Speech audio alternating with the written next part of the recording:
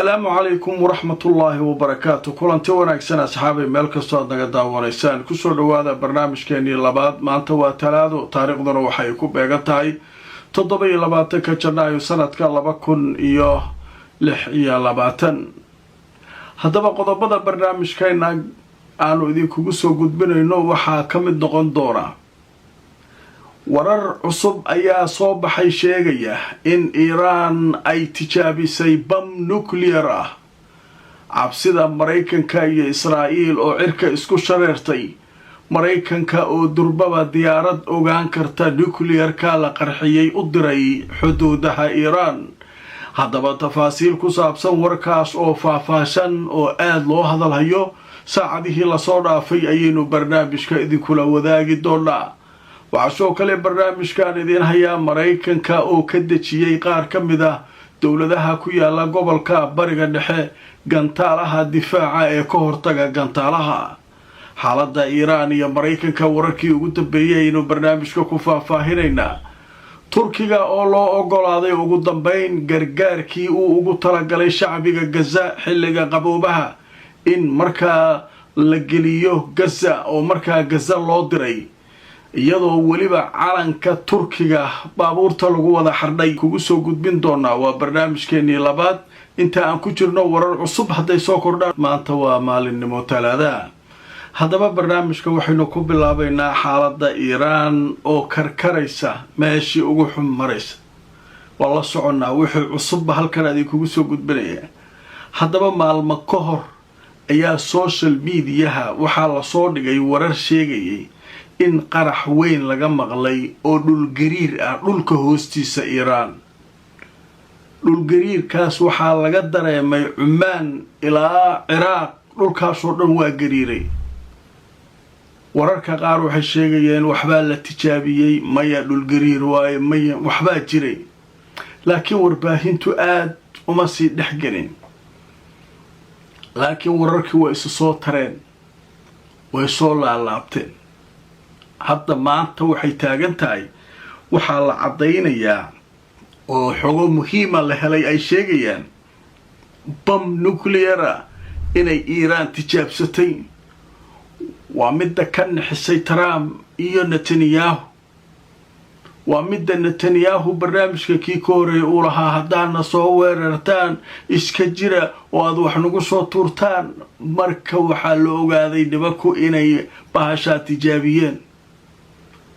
haddaba marka bahashaasu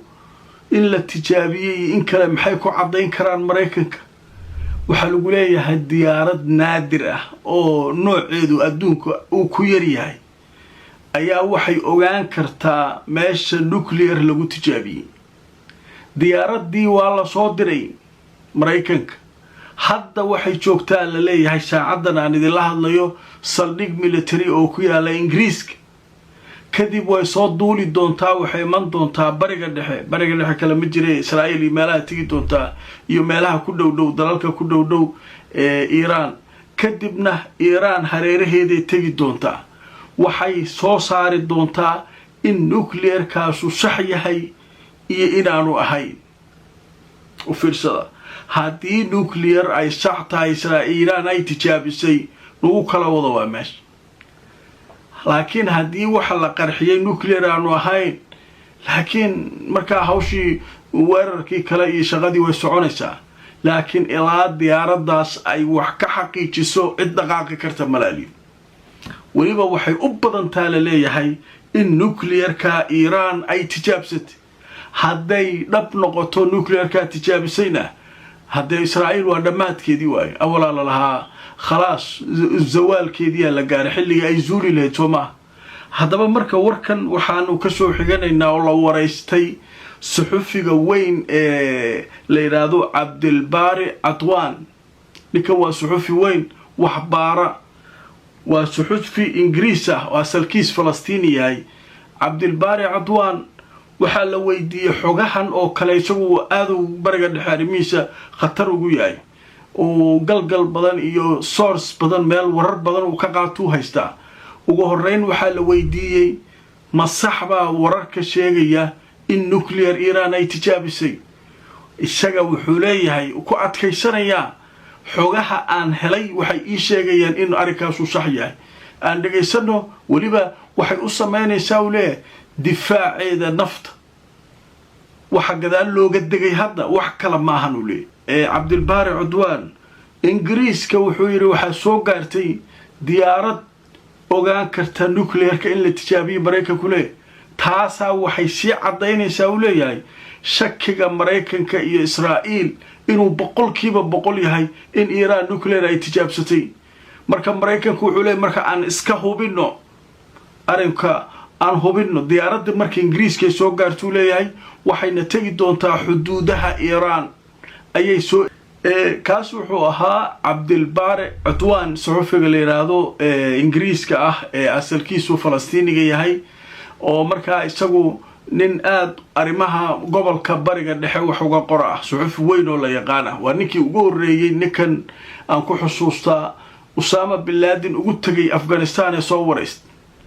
oo waliba ingiriisku ay qabteen uu yiri maxaa lagu qabanayaa ninka waa wareys kadibna maxaa bilowday cid kasta inay raadiso oo ay soo wareysato ninkaas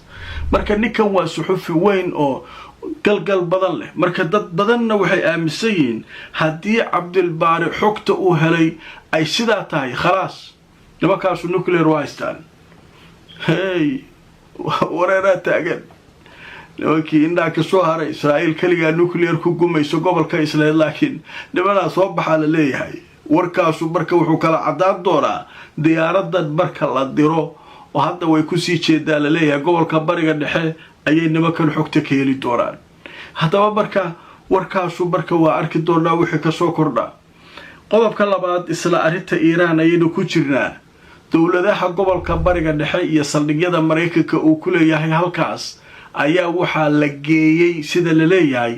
hub cusub oo gantaalaha Iiraan looga hortagi karo wax ma ka tarayaan mise ma tarayaan waa hawl kale laakiin waa la geeyaa lagu leeyahay haddaba markaan idin tuso wararkii ugu dambeeyay sheekada laga qoray warbixino dhinaca warbaahinta maraykanka laga helay waxay sheegayaan maantay in markaa loo diray gantaalaha difaaca hawada nooca la yiraahdo Patriot iyo nooca la yiraahdo THAAD bariga dhexe in loo diray si ay u ilaaliyaan ciidamada maraykanka oo ay uga ilaaliyaan sawaariiqda Iiraan oo markaa halka lagu soo ridi doono haddii Washington ay weerarto Tehran marka meeshan horta in nuclearkaas iyo waxa kan iyo hubkan kale looga baqa maahane ninka Trump la leeyahay wuxuu taagan yahay see aniga leegugu afcalin karaa marka maalmahan oo dhan waa la digayo ogaada ruushka waa u digay waxbuu ka og yahay sheekadan faransiis xog buu hayaa wuu u digay wuxuu yiri meesha Iiraantii Eurobaana ku degdegin ka joog Turkiga waa u digeen Trump laakiin ciidanka taga halka geeya uu leeyahay marka xaalku halkaas uu maraya wararkaas ayaa ugu dambeeyay sheekada ku saabsan Iiraan iyo wararkeeda waan idin hayaa mar walba ku xirnaada barnaamijyadayda waxaan idin soo gudbin doonaa wararka xaqiiqda ku salaysan haddaba qaybtan waxaynu u gudbaynaa Turkiga gargaarkiisii ku xanibnaa dekada Iraa Arish ee dalka Masar ayaa hadda loo ogolaaday in Gaza loo diro hay-adda bisha cas iyo aafaad dhinaca musiibooyinka u qaabilsan la tacaalida Turkiga ayaa waxay diyaariyeen baabuurtaas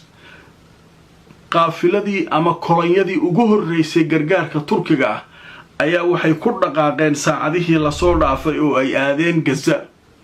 in Israa'iil isbedeli doonto ay diidi doonto in kale waa gooni laakiin Turkiga Mareykanka la hadlay waxay yiraahdeen saan macquul ma gargaarkan aan wadno waa inuu Gaza galaa ma qabilooda meesha yeelan macquul maana leen Mareykankii marka cadaadis saareen Israa'iil gargaarka Turkiga waa in la fasaxay kolonyadii ugu horeysay marka 220 baabuur la fasaxay ma garanaysaa marka baabuurtaas la fasaxay kolonyadaas oo marka halka ay ku wajahayeen haddaba marka aan idin tuso wararkii ugu dambeeyay wakaaladda wararka Turkiga Anadolu waxay leedahay Arish waxaa ka dhaqaaqay dekada la yiraahdo kolonyadii gargaarka oo ilaa 20 baabuur oo hay'adda bisha cas ee Turkiga kuwaasoo ku wajahan macbarka Rafah si ay Gaza u galaan meel kale ma ka galayno dhahay Turkiga macbar Rafah aan ka galaynaa waa xaran yahay waxaan yeelayna ma nimankan waxoodii waa loo dhameeyay lafahoodii waa la siiyay waay dadka u dhibayaan maraykan haddii nimankan u heshiis rabin hal la sheego gargaarkii marka hadda meesha loo diraan leeyahay sida baabuurta iyo hawsha aad arkaysaan marka baabuurtii halkaas ay sii galayaan hawshaasi marka halkaas ayay ka socotaa haddaba warbixintaas iyaduna halkaas aan ku joojinaynaa qadar xayeysiisa kadib waxaan maraynaa madaxweynaha Suuriya Ahmed al-Sharaa ayaa socdaal aan hore loo sii sheegin waxa uu ku tagi doonaa saacadaha soo socda berito Arbaca magaalada Moscow isagoo kulan la qaadan doona madaxweynaha Ruushka Vladimir Putin haddaba Kremlinkuna waa sheegeen Suuriyankuna waa sheegeen in beri kulanka dhici doono laakiin waxa leeyahay wax inta dhaafsiisan oo lagu daray ma jirin laakiin warbaahinta oo soo xiganaysa ilo Suuriyana waxay leeyihiin ujeedada safarka muhiimadiisu waxay tahay in al-Sharaa uu yiraahdo nimanka aad hayso madaxdii Suuriya kuwa darajada 2 iyo 3 nasi kuwa koobaad noo sii hay macnaha kuwa waaweyn Bashar al-Assad iyo kuwani waa 3 darajo loo qaybiyaa maartay awoodaha dawladda kuwa marka hoose 2 iyo 3 nasi inuu halka ugu tagay inuu soo siin doono in kala marka lama yaqaan wuxuu leeyahay nimanka dambi weyn oo dadka galeen darajada koowaad noo hay 2 iyo 3 waa inaan nasiisa oo maartay arimo badan ku lug leh marka arikaas dada ka hadlaya dad kalena waxay ka hadlayaan arimo ku saabsan joogitaanka ciidamada Ruushka iyo heshiisyada iyadoo dhawaan Ruushka la weydiistay inuu ka baxo airportka la yiraahdo Qamashli markii ciidanka Suuriya Kurdiga ay jabiyeen oo meel ay Ruushka joogeen ay tageen Ruushkuna ay markaa u baneeyeen ciidamada Suuriya haddaba marka wararkaas ayaan soo kordhay arinta Iiraan waxay warar ay ku soo kordhana waa isla socon doonaa ku xirnaada mar walba barnaamijyada xaqiiqda ku salaysan inagoo mar walba idin la wadaagna macluumaadka iyo wararka aynu soo gudbanayno halka ay ka yimaadeen barnaamijkii waa naga intaa like gareeyo oo share gareeyo haddaad cusub tahay subscribe ka iloobi YouTube ka Facebook na follow gareey nabadgelyo